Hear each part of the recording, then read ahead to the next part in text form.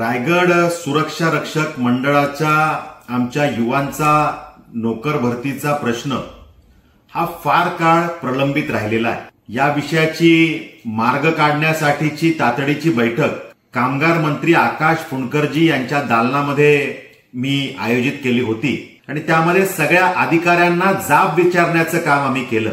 वर्षानुवर्ष आमचे हे सगळे सहकारी युवा त्या ठिकाणी त्यांची मैदानी परीक्षा झाली, डॉक्युमेंट व्हेरिफिकेशन झालं, ते पात्र झाले, अधिकृत पद्धतीनं त्यांचं वेटिंग लिस्टमध्ये नाव आलं आणि त्यांना जॉब मात्र अजूनपर्यंत देण्यात आलेला नाही।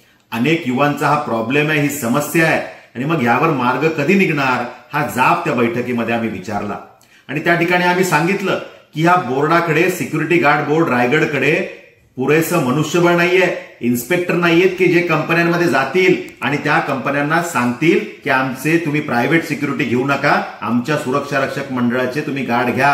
हे सांगणारे अधिकारी, कर्मचारी त्यांच्याकडे नाही, ते कर्मचारी तातडीनं भरले गेले पाहिजेत, ही मागणी आम्ही केली।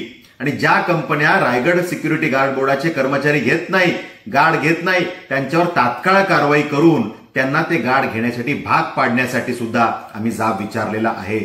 या विषयामध्ये मंत्री महोदयांनी सकारात्मक भूमिका घेतली आणि निर्देश दिले की रायगड जिल्ह्यासाठी एक स्वतंत्र मेगा ड्राईव्ह लावायचा, म्हणजे इतर आजूबाजूचे अधिकारी रायगड जिल्ह्यात पाठवून या जिल्ह्यामध्ये 1 महिना 2 महिन्यासाठी सगळ्या कंपन्यांमध्ये धडक मोहीम करून कुठे प्रायव्हेट सिक्युरिटी चालते, का सिक्युरिटी गार्ड बोर्डाचे गार्ड घेत नाही, हा जाब विचारण्यासाठी आणि कारवाई करण्यासाठी एक मोहीम कामगार मंत्री महोदय सुरू करणार आहेत। मी या त्यांच्या निर्णयाचं स्वागत करतो। अधिवेशनानंतर लगेचच ही मोहीम सुरू करण्यात येणार आहे आणि त्यामुळे सकारात्मक निर्णयाबद्दल मी कामगार मंत्री आकाश फुंडकरजी यांचे आभार व्यक्त करतो।